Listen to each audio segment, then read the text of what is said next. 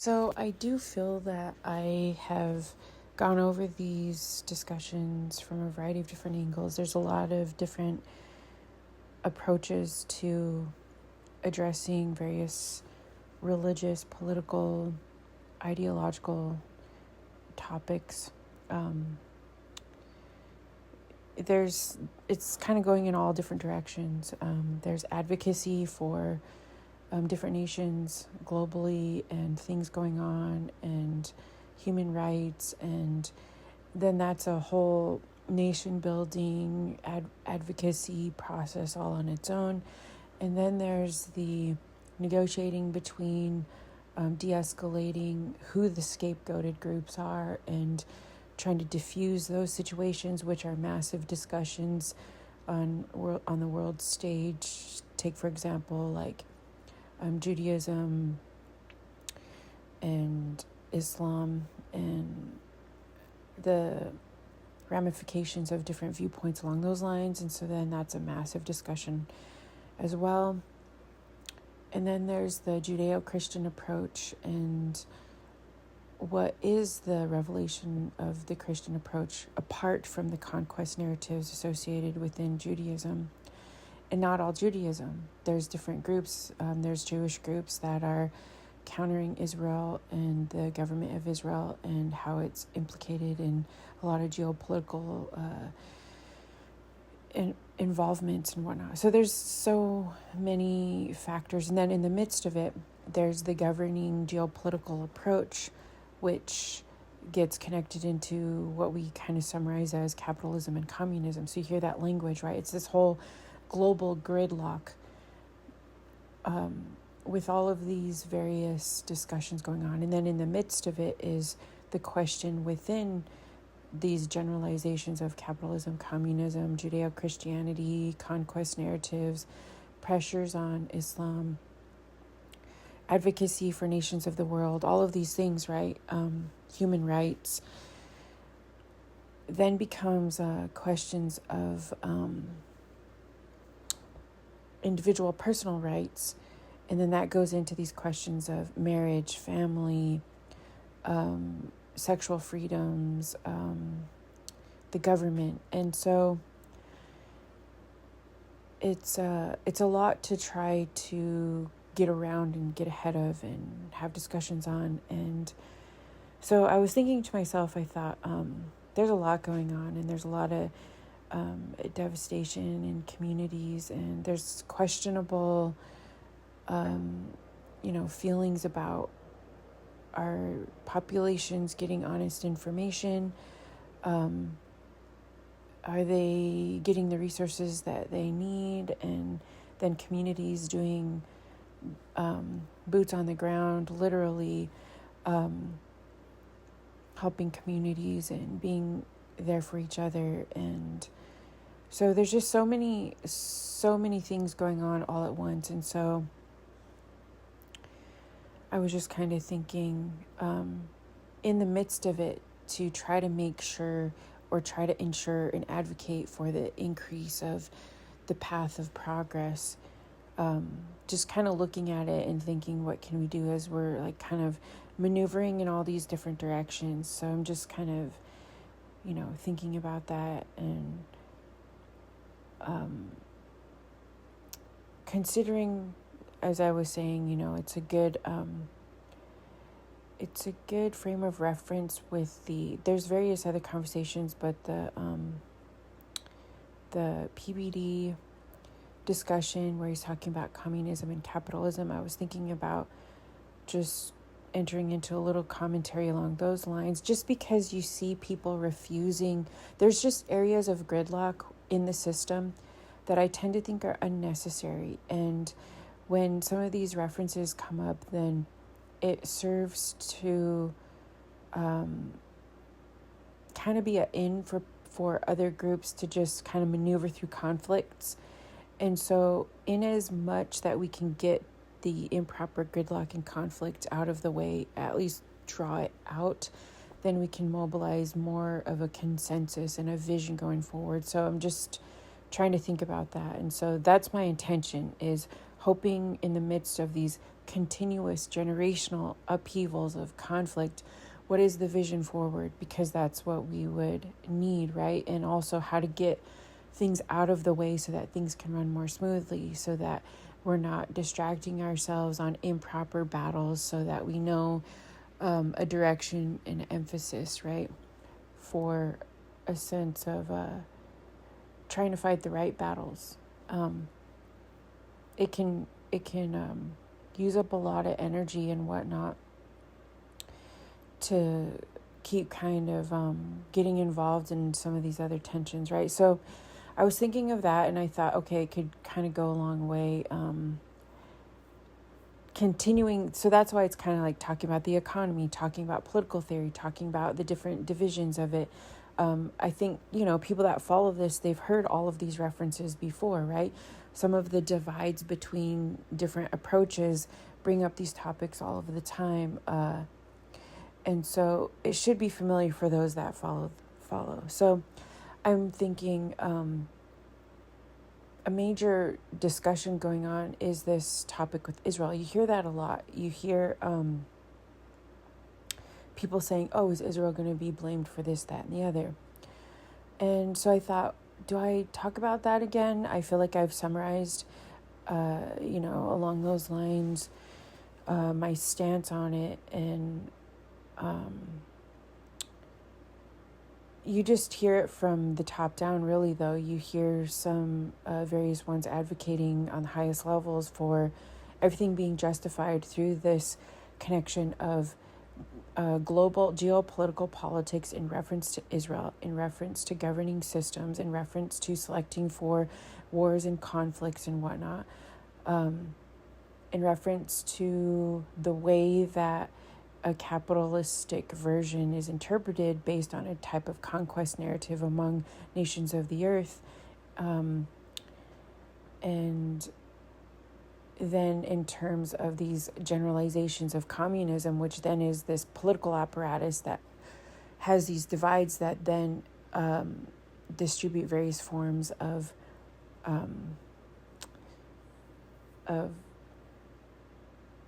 governing allocations and references unto people groups and whatnot.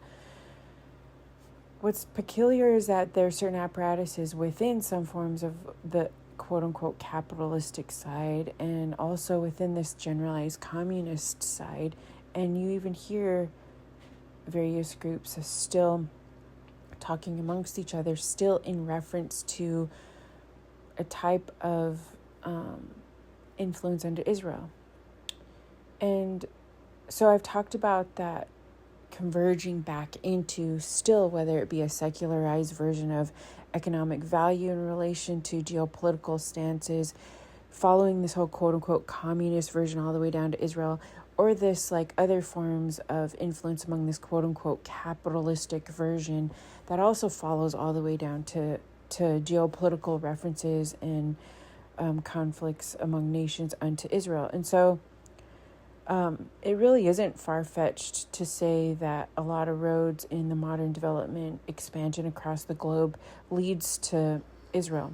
That's not to say that everyone, other groups will say you can't talk about that because it puts a label on Jewish groups. But then if that really were the case, they would be amplifying the numerous amounts of Jewish groups in the diaspora, in the United States, Canada, various ones that are speaking out against this, but they don't platform. It seems as though certain powers within this conquest narrative of Israel don't diffuse the tensions that are generalized against Jewish populations by amplifying other Jewish groups. There's many leading the change and seeking transformative approaches geopolitically are Jewish groups. And they're actively silenced and targeted themselves. And that targeting goes into favoring the conquest narrative, geopolitical tensions connected to Israel. And then you'll even find that there is kind of this generalized notion that Jewish groups or Israel allied groups target other Jewish groups that are just trying to live their life and stay under the radar, and they functionally seem to dox them for allying with other groups. And there was even a history of this where there were testimonies of Jewish groups saying that certain forces within Israel want to make Jewish groups vulnerable in their populations if they try to work among other groups, so that they will be forced to take cover and protection within Israel. So you're finding these strange stories coming out, these strange maneuverings connected to Israel.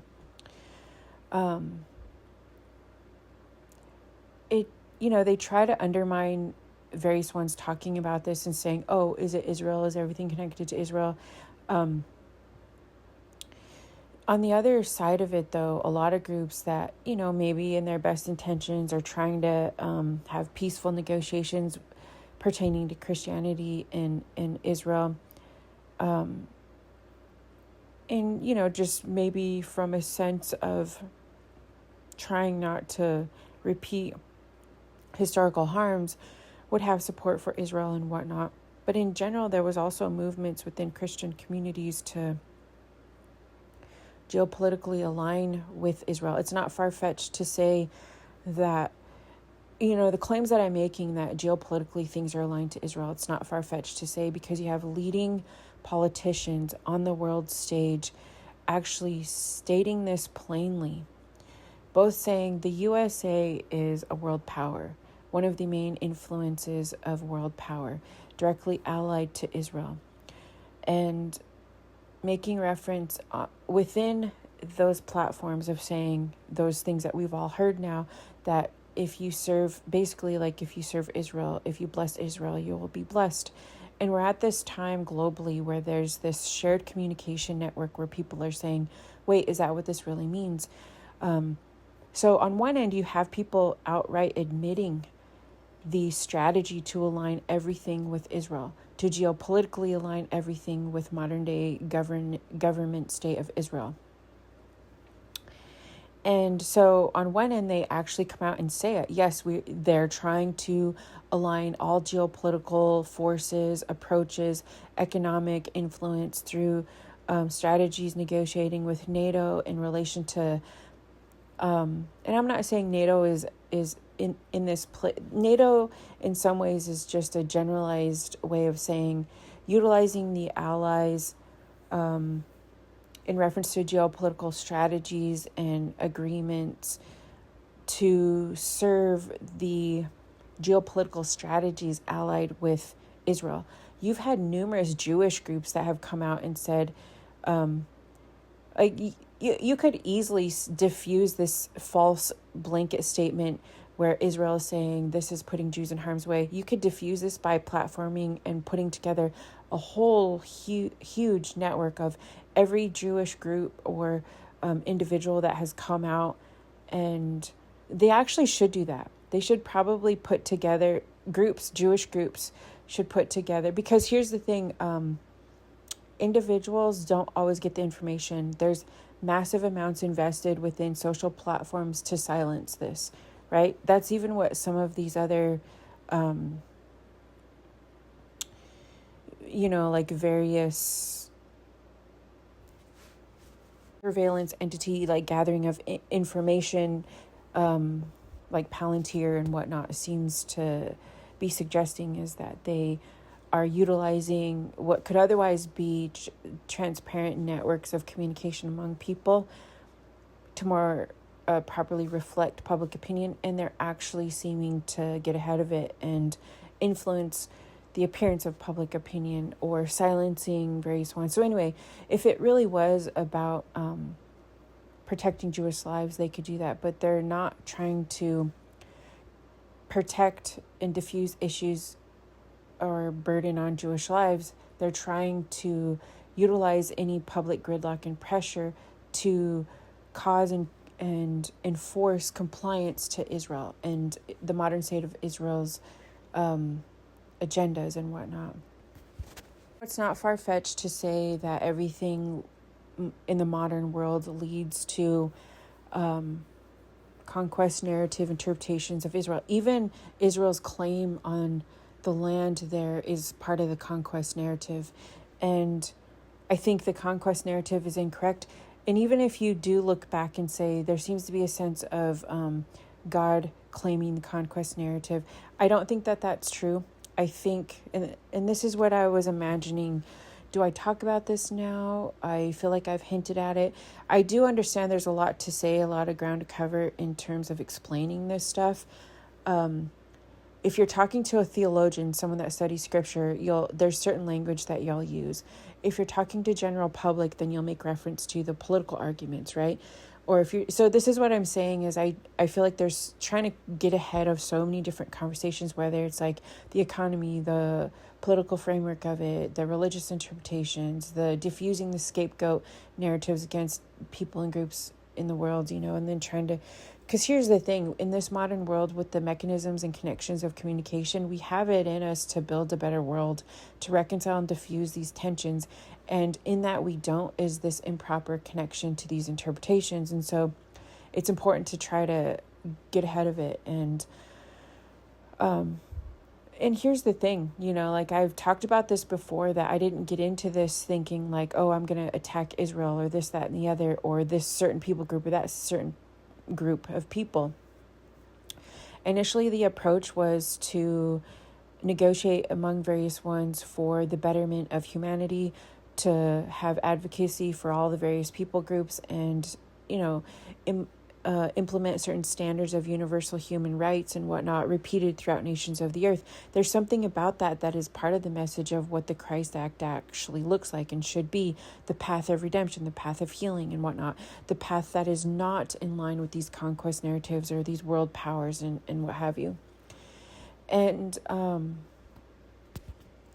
so it's not true to say that this was intentionally some attack approach for Jewish people. That's just, like I said, that's part of the propaganda that is actually utilized to intentionally place harm on Jewish communities and whatnot. Among various other numerous communities that these enactments and these approaches cause harm toward, right? And I was thinking about this, and I was imagining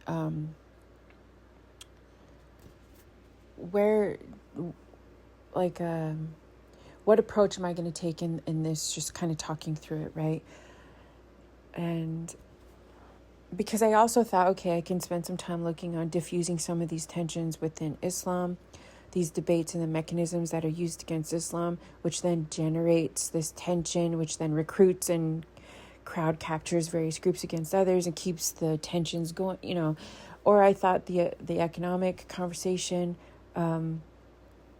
but I guess I'm just kind of reiterating some of the reasoning as to why there's this, what I was calling kind of the Great Deception in relation to certain approaches to this, like Judeo-Christian Israel alliance, geopolitically, economic framework, and, involvement. And so what I was reiterating, though, is that no, this isn't some type of anti-Jewish agenda. A lot of the groups that I had followed that speak out against this, of whom I supported because Israel was attacking our Jewish groups, our Jewish individuals, and Israel just refuses to, give them support measures because it goes against some of the agendas that the modern state of Israel has in terms of conquest and whatnot. So that's what I'm kind of talking about, circular argument here is just going over that. No, it's not, this isn't talking about this and concerns with Israel and the geopolitical connection is not anti-Jewish. And no, it's not far-fetched to say that we're at a state globally that a lot of roads, almost every road lead geopolitically. We should just say it, like every road does lead to this Judeo-Christian connection to Israel, geopolitically aligned and through economic types of interpretive frameworks. Trump in relation to Huckabee, in relation to various others and their constituents have used their platform to say this plainly, that those that are the leaders of this quote-unquote free world, that's what they're calling it, are in direct connection and alliances to the negotiating and reporting and strategies of Israel through Netanyahu and whatnot, and his administration. Then said it plainly that their belief is that if you bless Israel, then your government will be blessed, or your group or your nation will be blessed. That's their belief. So many people having discussions on what does that mean, right? What does it mean to say that? What does it mean for the governing leaders of the world to say that? We have these conversations, right? From what I've heard, I'm not on TikTok, and I don't know, maybe eventually I'll go in that direction.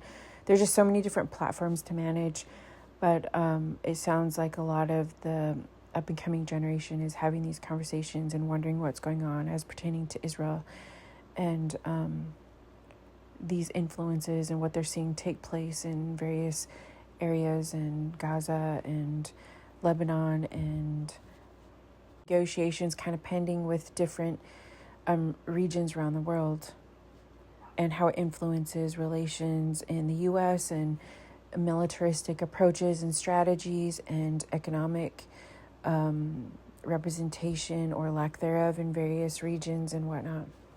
So anyway, along those lines, that just kind of leads back to this question that people have been trying to approach from so many different angles as to what does that even mean? How do we understand this connection that the whole world seems to be in through their governing leaders connected to Israel? Is this really the path toward the free world, right?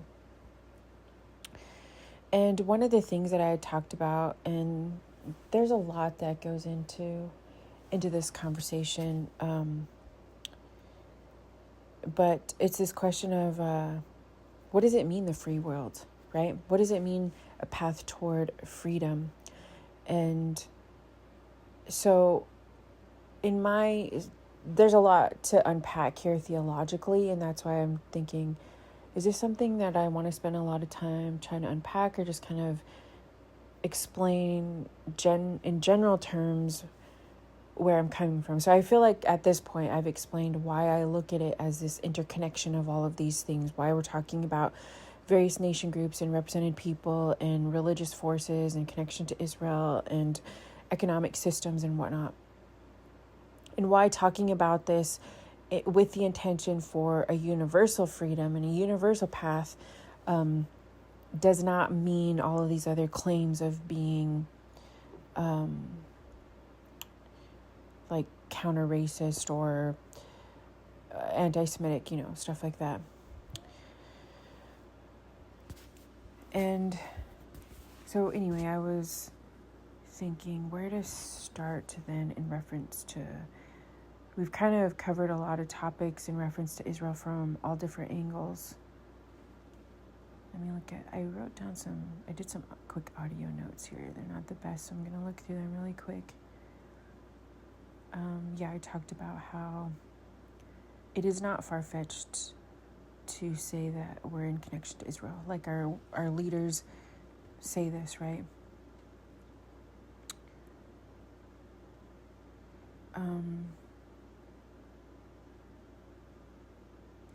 So let's just think about it. Let's just imagine from the notion that we get from Israel. Let's just follow it through. Let's imagine, like we already know in general, even though there's this like Christian-Israel alliance, Christianity and the modern state of Israel don't have the same belief, like, right? Christianity basically proclaims that there was a shift of things that happened through the stage of Christ, right? Which then Christ becomes part of this reveal of the temple and whatnot. Like Christ. So this is where I'm thinking, like, do I do a whole theological breakdown here, or just kind of make reference in general terms? So basically through the stage of Christ, though, we're no longer bound by the physical temple, the physical Jerusalem temple. And Israel, what occurred there was this tension through the religious authorities and establishment at the time of Jesus that refused the stage of Christ, and so continued to insist on reestablishing Jerusalem through the same previous protocol, through the stage of Moses, and then to reestablish and set up the temple. To set up the temple and then set up the sacrificial system of practices and whatnot. And that is still generally the goal, right? And so then Christians will introduce the idea that that's no longer their requirement. Like Jesus completed those stages. The stage of Moses led up to the stage then that's revealed through Christ. And then we don't have to set up an earthly temple. And so it gets into all of this theological discussion. Some groups will say, no, we are required to. And then some will say we don't. Most Christians, though, will say we don't. There's not a requirement for that. And then there's these other interpretations that, well, even if we don't set up the temple, Israel's, that whole region, Judea and Samaria, belong, like the north and the south in the region, belong to the modern state of Israel, right? These land claims and say, and then there's references in scripture and it goes back and forth and they say, the call of God or the election of God is irrevocable. And they'll say that, God said it, it's always true. It's not true. And so even though there's a stage where it becomes completed, then there's still this, like, where the land belongs to Israel, and whatnot. There's so many different angles that people take in relation to that. We see conversations, all over, like, how could God say that? And then it not be true because it says in scripture, like if you walk in the way of God and whatnot, then this land would be yours, whatnot. And so it gets into all these theological conversations. I made reference the other day as to talking about the law, and even in economic theory, when you're talking about capitalism, communism, what becomes introduced is this topic of private property. And so it was interesting also in terms of just even looking at, in a legal approach, private property. How do you really allocate who owns property, right? And so in one sense, it's this whole peculiar conversation having to do with property, but at one point, it also introduces this idea that the standard by which that property is delegated is also of significance. So let's say there's a certain government that is given certain allocations or certain legal agreements through their government. And then you have to look back, their government under what authority, and when were these agreements made through the government apparatus or standard? And then is that what holds that, among other things, politically, what holds those rights in place? Well, what you find, though, in scripture is that there's some interesting introductions that happen that precede the stage of Moses. And so in scripture, there's this whole peculiar occurrence that happens in Egypt. There were times of the groups getting absorbed into Egypt because of certain occurrences happening.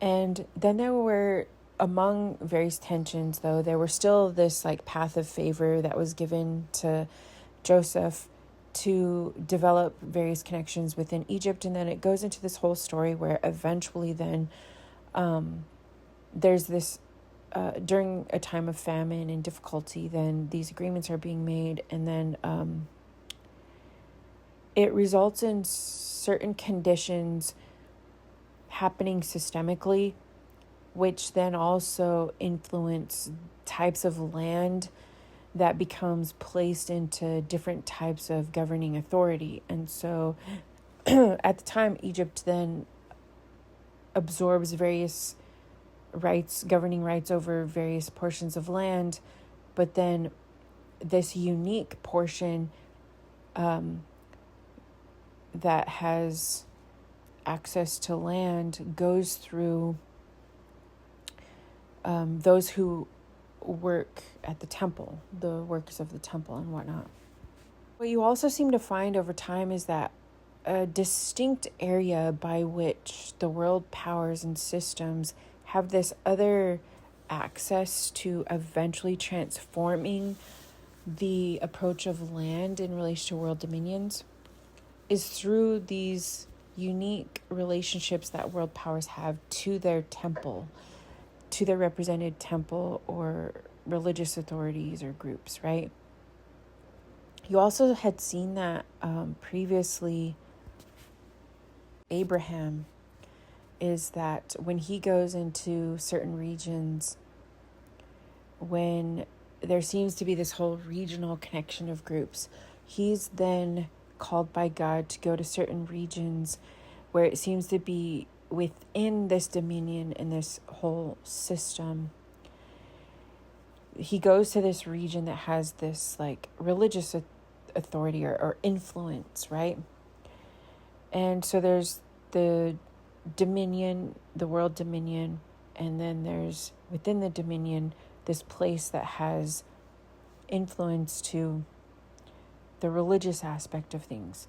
Not saying that it had reached its peak revelation of proper religious understanding, but just like throughout all history, progress works through certain areas of influence at the time.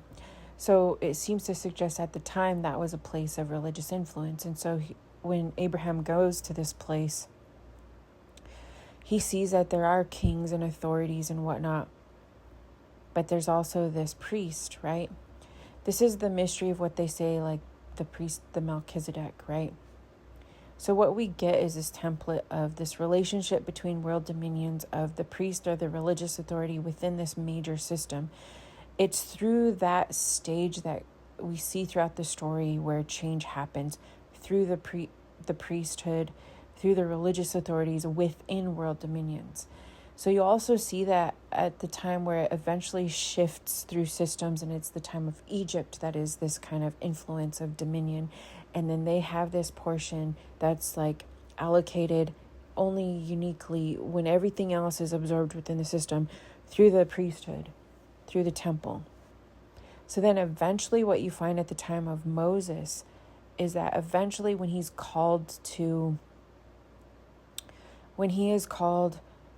during this time of change to follow God and do this transformative work, he eventually over a long period of time develops this relationship to this other priesthood and like the Midianites and whatnot. So there's this connection to this priesthood. And it's through the priesthood by which then they establish this connection of Israel in connection to this priesthood. And then as they set up that connection through this priesthood where they merge these worldviews, which actually were descendants of Abraham that linked up after he was exiled out of Egypt, they established this like priestly role and approach to things. And then that's when they, like I was saying, like they established this connection of Israel in relation to that priesthood. And then that's when they develop and set up the temple. And then it's through the temple in relation to the priesthood, this religious dynamic in the midst of world dominions, that they then are given like land allocations and whatnot to start formulating their community in relation to the temple, the work of the temple authorities and whatnot. That temple authority, though, is given, their inheritance is in God. They're not given a physical land inheritance. They are the works of the temple. Their inheritance is the temple. Everything then is referenced to the temple. And so this is what I'm getting to, this like long roundabout way, is that the land allocations that God gives to Israel is based on the temple. At that point, it's not based in reference to like the dominion of like the world dominion governing system.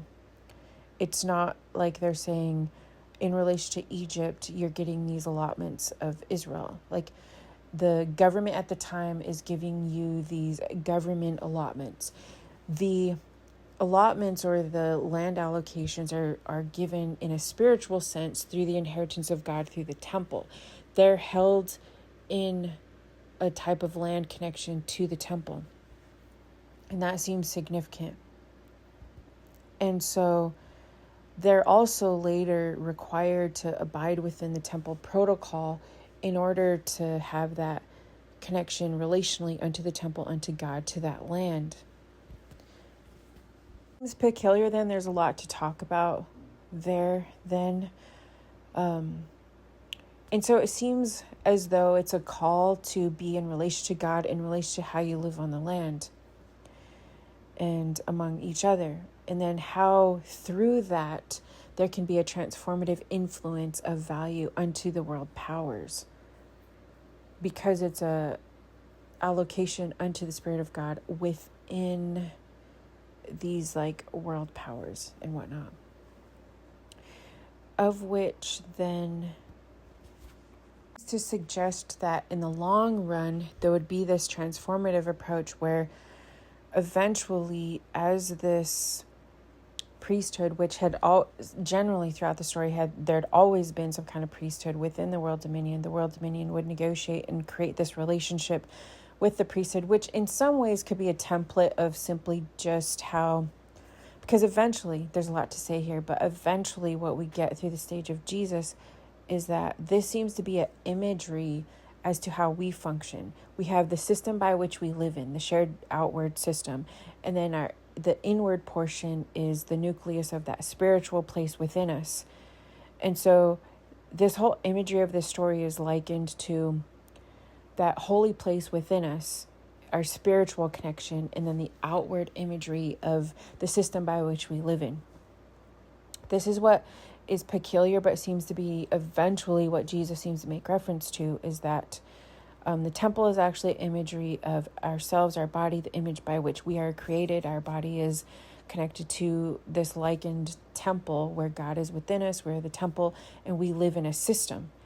And as we live in reference to God, in reference to our image that we are created in, our body, our personal body, in relation to this collection of the system, that's a transformative value when we understand that. When it kind of gets into, though, this question of regenerating Israel in relation to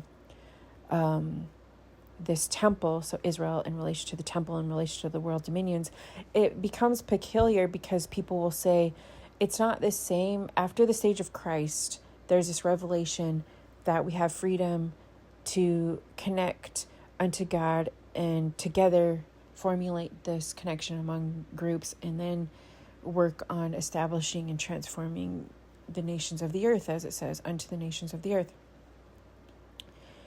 And so it's open to this revelation of being able to do that.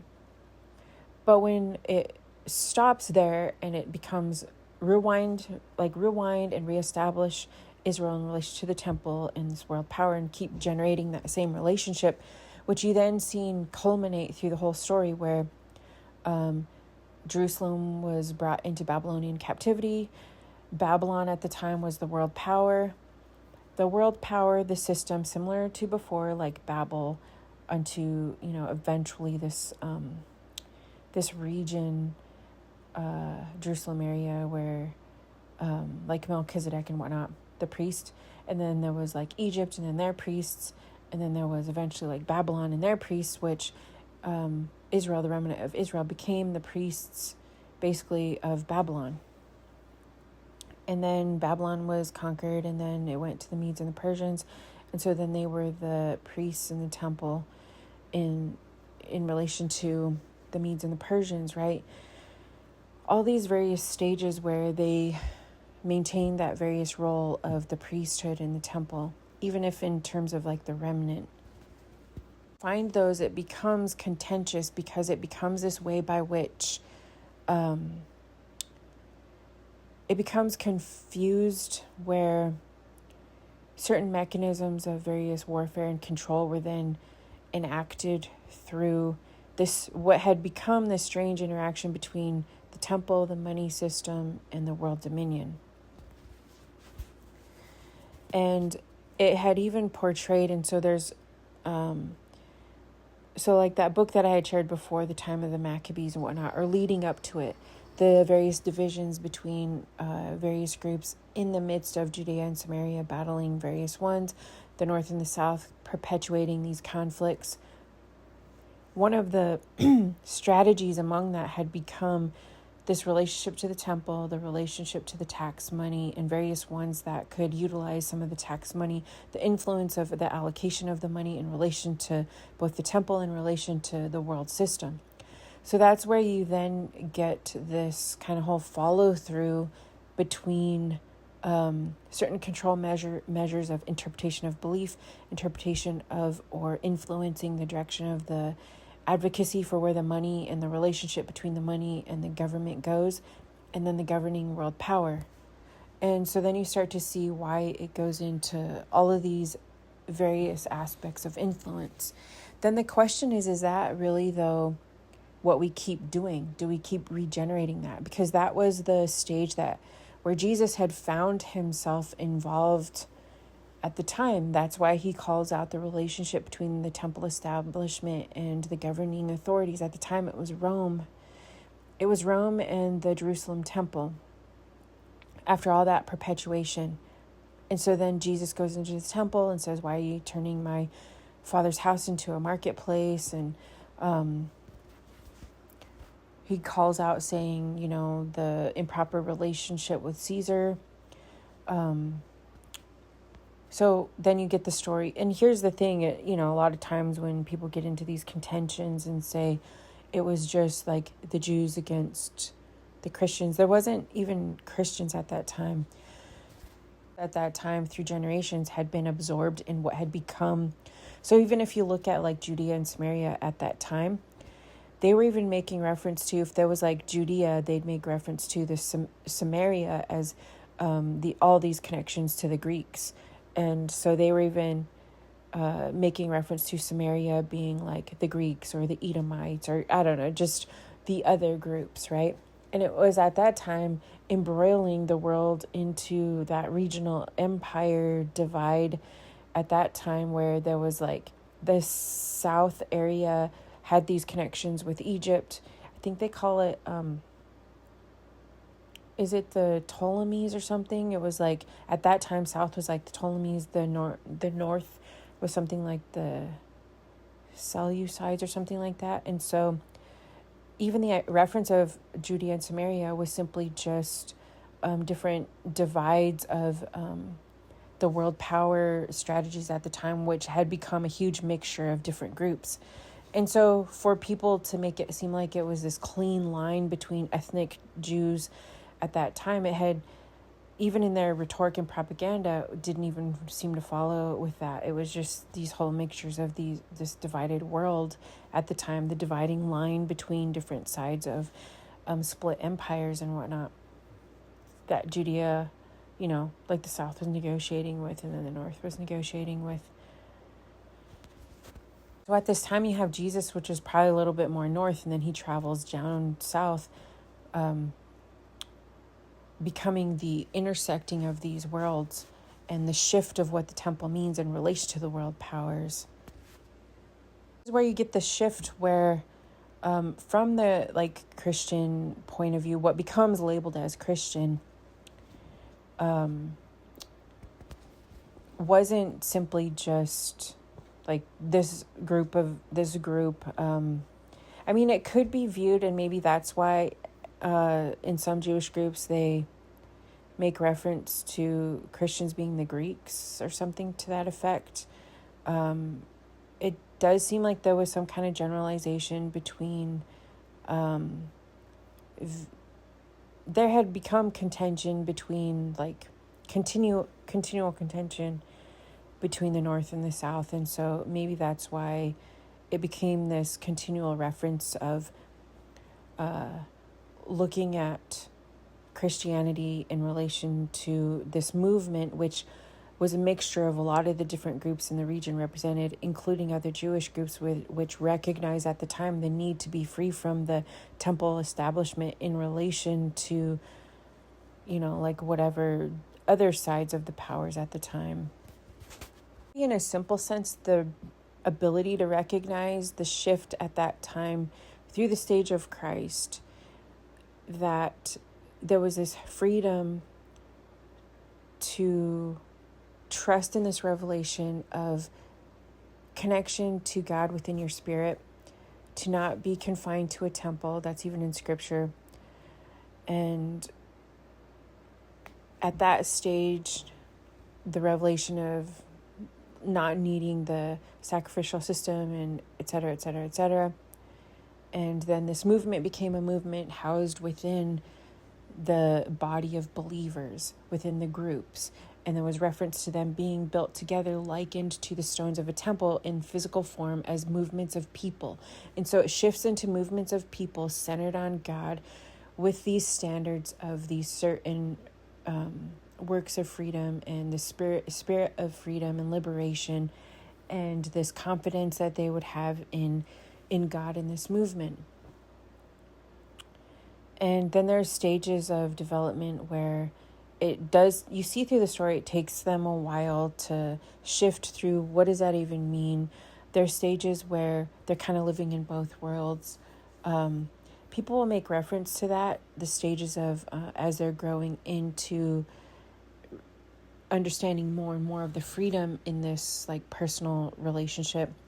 People will say, well, look, there's times where they're doing this, that, and the other, and that proves that we're going to reestablish the temple. And it's like, it doesn't mean that they're going to reestablish a certain physical temple or certain protocol. It means that it shows through the story that they're growing into understanding that those are not eternal requirements.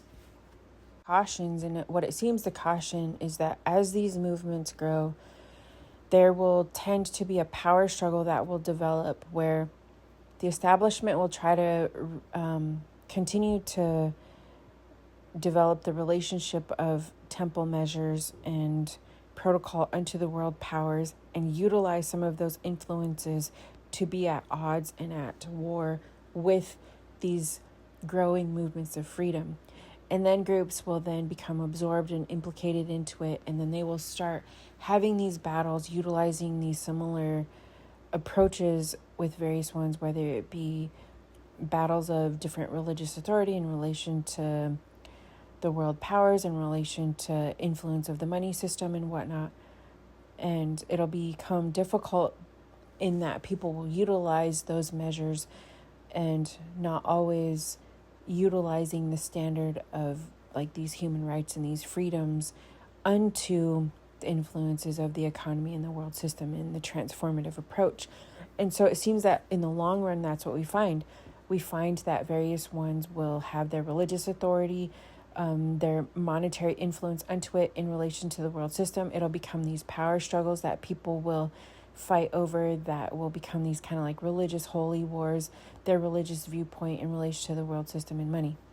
I mean, I keep saying that kind of circular, but that's what we start to see. So what is the way out of that when we see these power struggles, right? We see various entities then finding religious influence and their monetary access in relation to the system and how that affects us all, right? And could just say in the long run, well, what if we just stop? Like, what if we just let Israel have the Temple Mount? And what if we just let them absorb all the Jews down into Israel? And for the most part, it sounds like a lot of Jewish groups wouldn't even want to do that, nor trust it because of what's happened to them. But let's just say, okay, what is your vision here? What are you trying to do? So you're trying to reestablish Israel, and your claim is that it's still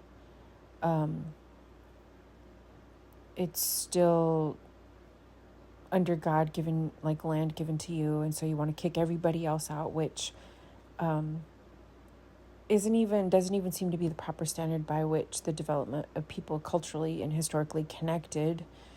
But so then it kind of if we follow that through and we say, okay, let's imagine like the modern state of Israel reestablishes that territory, which that seems to be what their intention is. They want to reestablish what is called Greater Israel.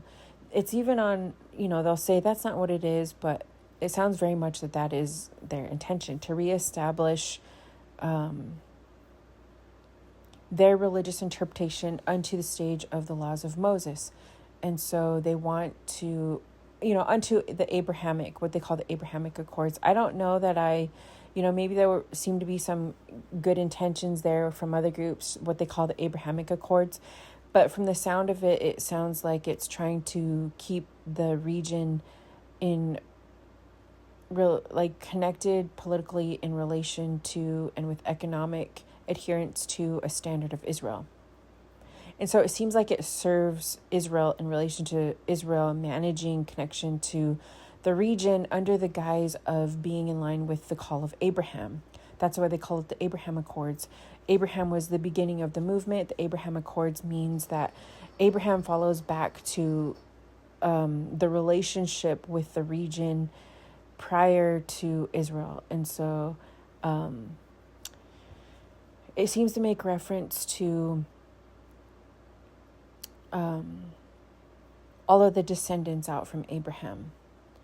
But what it seems to center on is preserving the stage of Israel in relation to Moses, which then actually in practice undermines the representation, seemingly seems to undermine the representation of the rest of those involved within, whether it be Islam, in connection to the Abrahamic Accords, because it causes them to adhere to the stage of Israel in relation to the stage of Moses, which then undermines within their holy text their connection to adhering to the stage of Jesus as well, where their revelation carries forth after the revelation of Jesus in relation to the access to a different further progress toward freeing systems and world systems in relation to God. And so it kind of undermines the ability for Islam to be able to have the revelation increased toward world system freedom unto God in relation to Christianity. And so the Abrahamic Accords unto the stage of Israel at the stage of concurring the stage of Moses just undermines everyone else in the Abrahamic Accords, because it seems to make everyone in that agreement adhere to agreements for the stage of Israel under the laws of Moses, under that stage of the interpretation of religion. The thing that's difficult there is that it seems to require that because the land is held in relation to historical ownership under God through the temple, and their temple isn't there, they want to reestablish the temple and then dedicate it to God and reestablish the temple sacrifices. And so in some of their interpretations, that's what they seem to think is their expectation of God. The reasoning there is, so they kind of claim some of the scriptures that once the call or the election of God is made, it's irrevocable. So almost as though like if it was like an equation, then if God had ever said it at all, ever throughout history, that here's the law of Moses and here's the protocol, and if you do these things, you can be reestablished, right? There's references where it says like, if my people will let's see, how does that verse go? Something to the effect of like, if my people will call on my name and turn from their sinful ways, then I will forgive them and heal their land and whatnot.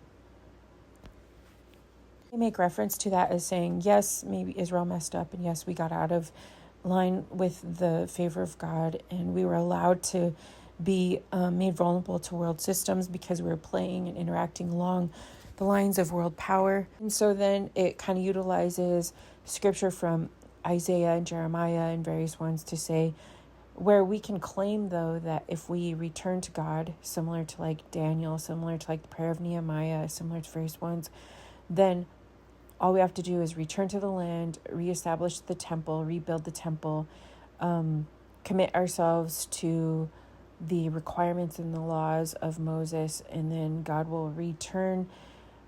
God's obligated then, as we live within that standard, to return to the temple.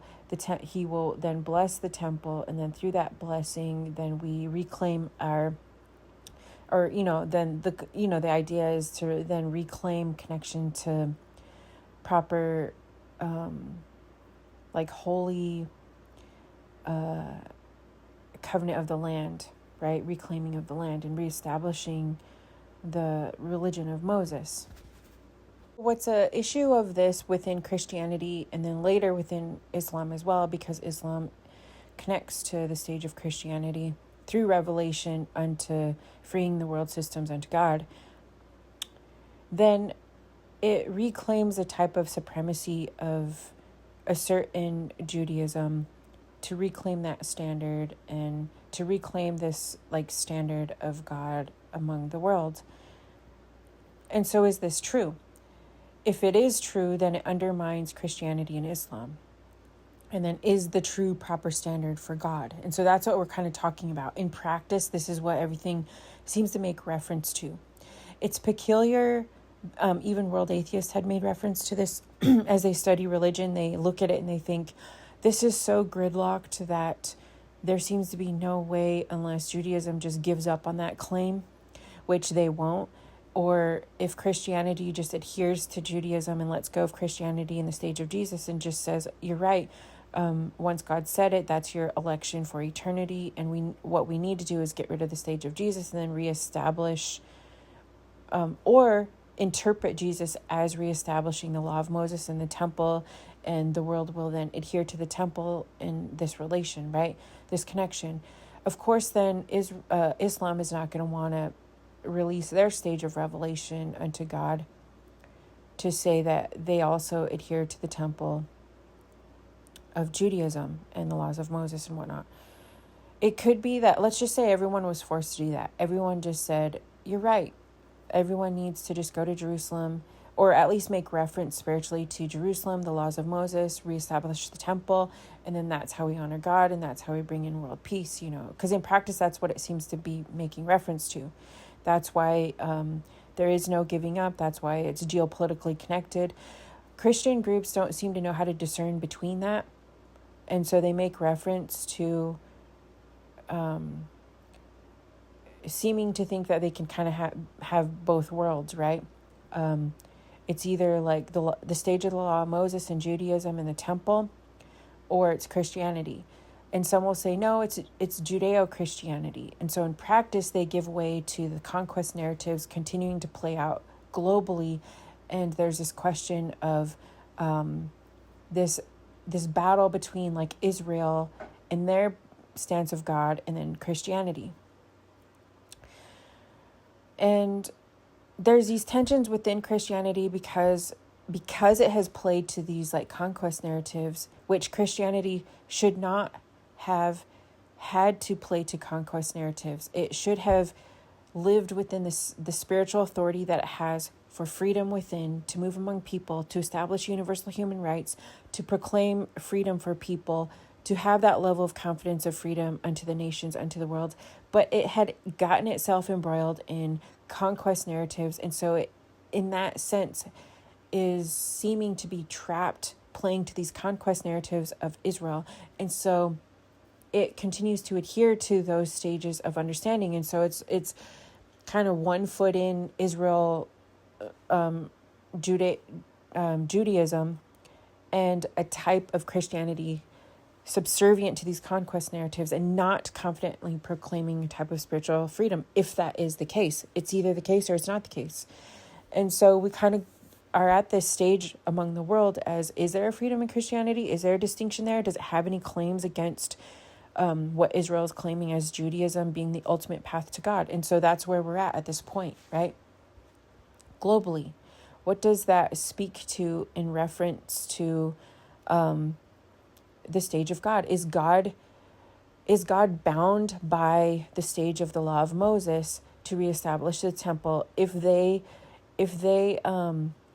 rebuild the temple and do all of these things, is God bound to honoring that one distinctive revelation of God unto the nations of the world? Is that true? Christians will say it's not true because we're no longer bound to the temple and the requirements of the temple or the stage of the protocol of the law of Moses. So it goes back and forth and back and forth. People will say, well, what about all the things that Christianity had done? What about all the things that, so, it gets into this moralistic argument. What about what Judaism has done? What about what Christianity has done? What about what Islam has done and whatnot? But you also find that within world powers, economic systems, leveraging the understanding and propagandist approaches to it, that a lot of these things can be generated and manufactured. And so in a lot of ways, everyone has been made guilty in that sense. But then you think, well, what's the standard of truth, though? What do we adhere to? What's the path forward? What's the vision forward? Because everybody's kind of mudslinging at everybody. And so it's kind of diffusing all of this whole gridlock. And that's why I keep saying it's kind of like all this gridlock of everything. And so what is the standard forward? In general, I tend to think, like really generalizing it, there is a stage of like Judaism that does shift to the stage of Christ, that does shift to understanding the attributes of Islam that you see in wanting to proclaim freedom from world dominions and be unto the standard of God. There's all this contention in how you streamline that, and so that's what we're kind of negotiating. And we're having a difficulty negotiating it, though, because there's all these geopolitical economic pressures to silence the ability to have those conversations. So that's where we end up having to advocate on all fronts, the economic leverage and outing it so that people can be free to talk about these things to better align it.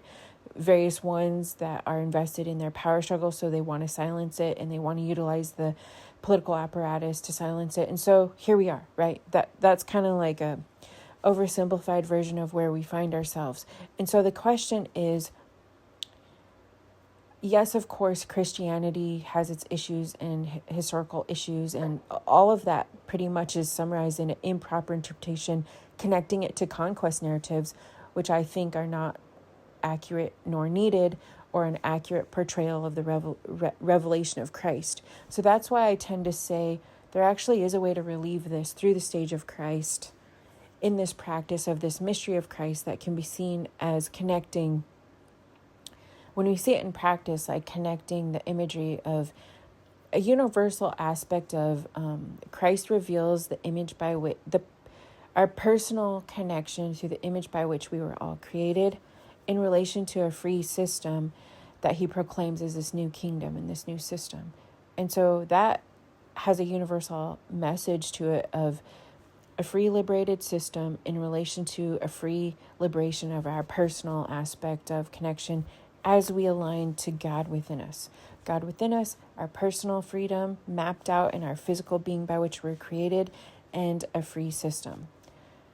And that doesn't require us to adhere to these other protocols and whatnot. But how do we justify that? How do we understand that through these stages of understanding God? And if we're required, or how are we free from the stage of the law of Moses, even though we see it as a stage completed, to further reveal these freedoms through the stage of Christ, right? At this point, I have kind of, rambled my way into explaining, or attempting to somewhat explain, why this culminates into this question of, is there this transition to Christ that frees us from connection to the temple in relation to these conquest narratives, kind of precipitated through these connections with Israel? Is there a transition? Is there freedom past that stage? Or is God eternally bound by this election that, like they call it, like the elected or the chosen covenant and promise in relation to the stage of the law of Moses and the temple and reestablishing Israel, and then the nations of the earth adhering to that sense of authority on earth of God? And that's not to say that if it were the case, that's not to say that on the other side of it, if Christianity is correct, not that, it's hard to say that, I realize, because of all these historical improper approaches of Christianity, but in the heart of hearts of what it's actually about, in the message and revelation of Jesus. Is there something correct there where we're free from the stage of the temple, and then through that free from the temple holding that authority for the stage of Israel to have that certain conquest claim of the land and whatnot? It doesn't mean that if there's some truth to Christianity freeing that stage of things, that there is no historical connection, that the region of Israel-Palestine doesn't have like historical connections to various populations represented there. It just means that people are not bound by a type of religious protocol unto limiting a type of interpretation of connection historically to the land. In that sense, there could be some form of a different, renewed version of what type of governing representation would occur there, and it would free people from these like religious tensions and whatnot, and have universal human rights, access to cultural, historical understanding in the region and whatnot, which then would be able to, similar to other government regions where there's various cultural, historical experiences and preservation in relation to representing the diverse populations and whatnot. So it's not saying it has to be either or, and various ones are like 100% like rid of the land or anything like that. It simply is just within certain contentions within the land, are there these limited, selective approaches to the government and protocol and whatnot, bound by God and whatnot. And so anyway, this is where it gets into these discussions. And so I'll just kind of leave it off here. This was a lot of rambling and just kind of explaining why it gets into this stage of does Christianity free from those stages of things and allow for some type of universal representation? Ideally, not always having been, reflected in the way some forms of Christianity have approached things. But should it speak unto these universal rights and practices and freedoms and your personal to collective ability to be represented and live among the lands and whatnot, as repeated throughout the nations of the earth, and et cetera, et cetera. And so anyway, I guess I'll continue kind of picking up from there with this question, just talking through some approaches to that question through those types of negotiations pertaining to Israel and Christianity. And then later on, being able to align with what is claimed from Islam, then making reference to God being free in relation to freedoms from all these various world powers and whatnot.